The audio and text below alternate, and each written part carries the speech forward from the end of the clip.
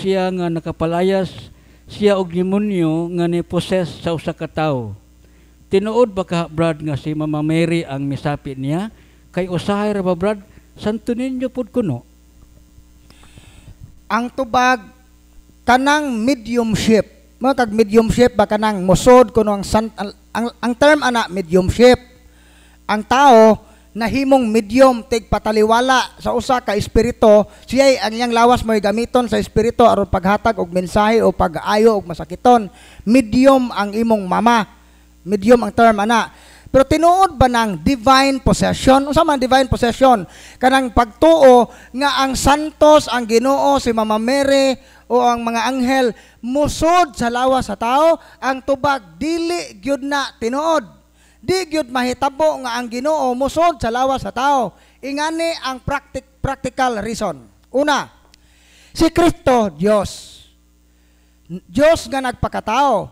Pero aron paghatag og mensahe sa mga tao, makasabot ang katawhan sa tinago nga hunahuna sa amahan, ang Dios nagpakatao, mipuyo uban nato.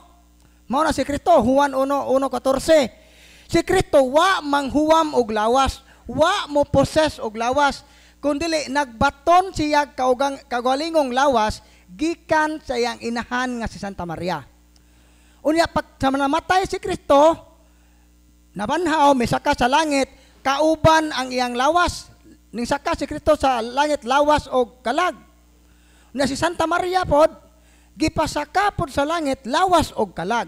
Karon kung si Santa Maria o si Santo Niño musod sa lawas sa tao, musod sa imong mama, buot ba ipasabot nga ang ilang original nga lawas tuwa sa langit gibiyaan kay ang isang espiritu misod sa imong mama? Sa ato pa di ay si Kristo o si Santa Maria murag umang nga kanang umang bitaw kay muhuot na ganidaan ng isang bajanan, mangita na po naglaing bajanan. Usa na siya kabugal-bugal nga pagtulunan. Wa gyud na gitudlo sa simbahan nga ang sane? Saan bro? Lagubo bro. So, okay. So, mao na nga dili gyud mahitabo nga ang Ginoo, ang mga santos, ingon man ang mga anghel sa katarong musod sa lawas sa tao. O kinsa maning mga possessing spirit, mga espiritu nga musod sa lawas sa tao, no other than the demons. Mga demonyo na siya. Mao na nga, bisan pag nakaayo nagsakit, kay ang yawa di ay pwede na siyang magdrama-drama. Ako kintay albularyo, si Bro Leo ako pasyente. Ang abyan ako nga espiritu, maoy muhatag og hilanat ni Leo, kay aron si Leo muduol nako, kay aron pud motuo si Leo nga naa ko'y gahom sa pag-ayo. Nga na ragod na. No, mao na itubaga na.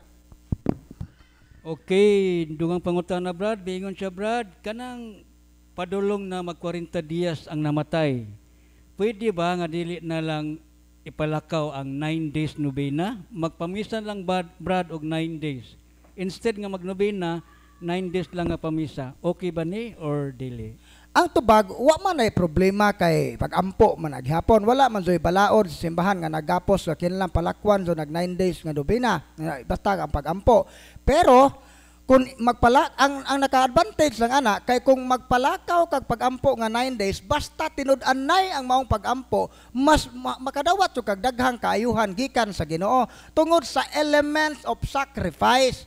Kay ning halad man kapareha ra gud na pangutana, Brad, kanang okay ra ba nang mulimos og misa nga wa mohatag og kwarta unsa makinahanglan ba jud mohatag og kwarta?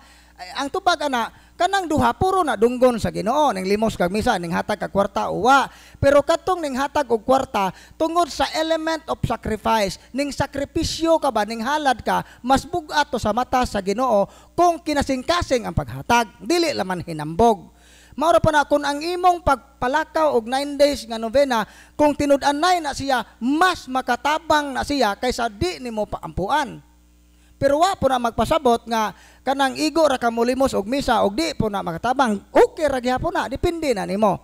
Pero lagi mas maayo tong 9 days nga palakaw tungod sa kay mas bugat man ang pagampo kung dunay sakripisyo, elements of sacrifice. Mao na ito bag. Okay, dugang pangutana Brad, murag Na say word din nga di na ko maklaro pero basin ako lang yapong ibasahon basin mao ni iyang bot ipasabot. Brad, mortal sin ba ang sala ang pagminyo sa lalaki nga Lutheran? Okay. Usa kuno ka Lutheran member church. Sala pa kuno brad ang makigminyo sa lalaking Lutheran. Kung ikaw Katoliko, makasa gyud ka kung magpakasal ka sa laing relihiyon. Makasayo ka kay usa man na under man ta sa balaod naman na sa canon law nga gidili gyud kining kanang pakigminyo sa laing relihiyon, impediment man na sa kaminyoon. Apan usahay ang obispo o ang canon lawyer mo grant ibutan tanaan na mo'y mga anak o nanay mga bugat nga rason, usahay i-allow sa simbahan ang mixed marriage. Kay ibutan ta Lutherans, valid man ang bunyag sa Lutherans kay Trinitarian man na. So ang imong buhaton, moduol ka sa pare nga mo request ka nga kanang mixed marriage di ay no need na nga ang imong bana o asawa nga Lutheran mo balhin sa Katoliko. Kay dili man nato ipamugos ang pagtuo. Magpabilin siya nga Lutheran pero kaslon sila sulod sa simbahang Katoliko. Ang tuyo ana kay aron ang Katoliko nga asawa o bana makakalawat, makadawat sa mga sakramento. Dili siya magpuyo diha sa estado sa sala aron mahimong liset ang ilang pagpuyo. Ang mahitabo lang naay mga kondisyon. Ang Lutheran nga bana dili pwede nga iyang kabigon ang iyang asawa sa iyang pagtuong Lutheran. Unya ang kondisyon po ana, kinahanglan nga ang tanang mga anak nga matao sa ilang kaminyoon, kinahanglang Katoliko. Unya, dili kinahanglang mangabig. Pero kung gusto siyang magpakabig, pwede. Pero kung siya'y mangabig, dili na siya pwede. Mao na usahay i-allow ang mixed marriage. Pero karon kung wala mo makasal sa simbahan nga mixed marriage, nadyo ka sa state of mortal sin. Tungod kay invalid man ang maong kasal, labi nagkasal sa sibil, kasal sa ilang pastor, invalid na ang usa ka Katoliko nga mohimo og invalid nga kasal, nakighilawas nga why invalid ang kasal, nadyo ka sa state of mortal sin. Kung nakahibaw ka nga sana wa ka mapugos pagbuhat sa ingon, da kanang nga buhat kay grave matter man na. Kung naang tulo ka kondisyon, full knowledge, full consent, and grave matter, mortal sin ang maong sala. Mo dito ba? Okay, so ang next siguro nga buhaton, mixed marriage. Mixed marriage, kung dili gid pwede magbulag. Dugang pangutana, Brad, matud pa rin ni Brad, usa ko ka LLM or liturgy lay minister. Sa dihang nagpabunyag ang igsuon sa kong bana nga born again, gikuha ko nga maninang. Nakasala ba ko, Brad? Nga nagmaninang ko sa dili Katoliko? So, kaining kung bunyag sa born again, dito na nahitabo, ikaw ang maninoy. Yes, nakasa ka. Kaya sa imong pagka maninoy, wala man tayo communion nila. Kay siak man sila sa to pagtuo. Pero kaining tuwa man ka dito, nahimo pagyog kang maninoy, yes, nakasa ka. Pero kung igo paunta kaning tambong kay imo magkatong igsoon, igo ra kaning witness ba, mura ra kang tan-aw dito program, wa ka mo participate, so wala ka makasa. Pero kay nahimo kang ninong ning participate ka katong imong pag-participate sa dili sakto nga pagtuo, nakasa gyud ka adto. So mao na sa may imong buhaton, ang hukom manaog mortal ba na ode, mas maayo imo nang ikumpisal sa pare ang imong gibuhat sa ingon para mawa na sa imong hunahuna, mawa na sa dili nakatulisokon sa imong konsensya, hinulsuli na ikumpisal na sa pare, pasayloon kas Ginoo. Mo ito bag. Dugang pangutana, Brad, namatay ang usa ka tawo nga wala makakumpisal ug wala mahilog sa lana or anointing of the sick. Unsa mo tong sala niya, Brad? Kung panalitan na amon, Brad, mapasaylo ba siya kung ampuan siya? Okay, sa usa ka tawo nga mamatay, usa ka Katoliko nga mamatay nga dili maka-receive sa sacraments of confession o anointing of the sick, dunay last option ana nga maluwas siya, kining gitawag og perfect contrition. Nga sa takna siyang kamatayon, nakahimo siya og usa ka hingpit nga paghinulsol, pero ang perfect contrition nagtangag na siya sa intensyon nga willing kong mokumpisal, willing kong mudawat sa mga sakramento, wa lang iabot. Na ako ana nga pangandoy ba, na ako'y desire nga mo kumpisal, na ako'y desire nga mo manang magpahilog, pero wala lang yung giabot, namatay ko nga wa iabot sa pare. So kung tinud-anay ang kong paghinulsol sa akong mga sala, maotoy makasave na ako. Pero kung wa makadawat sa sakramento, wa pasoy paghinulsol, kani ra gyud usa ra gyud kabutang ang makapaimperno sa tao. Mamatay ta nga naa sa estado sa salang mortal nga wala mahinulsole. Mao ra gyud nay makapaimperno sa tao.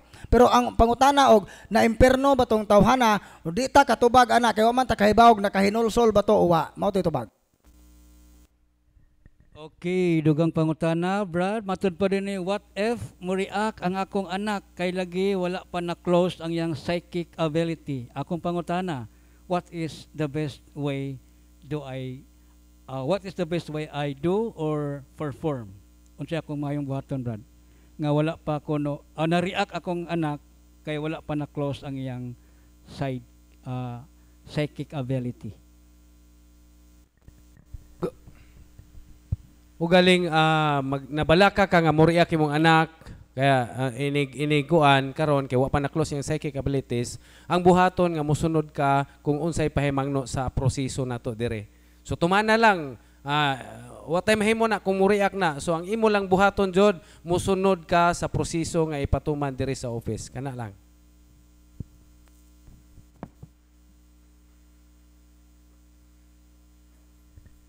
Okay, pangutana, adlaw sa kalag-kalag, maghalad mig mga pagkaon sa altar, pahinungod sa kalag, gipahinungdan kay mao ang naandan, amo sa ning gipahinungdan sa misa sa mga kalag. Kining paghalad-halad, Brad, sa mga pagkaon sa mga kalag or mga minatay, okay ba ni? Kanang pangutana usa ka sinyalis nga wa maminaw sa tok na ganiha. Ako'y nagtok na ganiha, ako nag-example nga kitang mga Katoliko ang atong mga pagtulunan gikan pastaguan kan hangtod sa lubnganan. No? So klaro kay akong gibatbat dito nga dako kayong sayop ang paghalad-halad. No? Gahalad ka og mga pagkaon diya sa altar during duol na ra ba? Mao na akong example yung ganiha, mo na gipanghisgan nato kay duol na. So dako kay nang kalapasan, dili na okay, ha? Wa ka maghalad na sa Dios kundi asa ka naghalad na didto sa mga yawa. Now sa panahon nga ikaw naghalad ka, unang Korinto 10:20, no? Naghalad ka sa Dios niya. Sa dihang naghalad ka nga to sa dili Dios, adto sa yawa, nahimo kang kaabin sa yawa. So mo na itubag.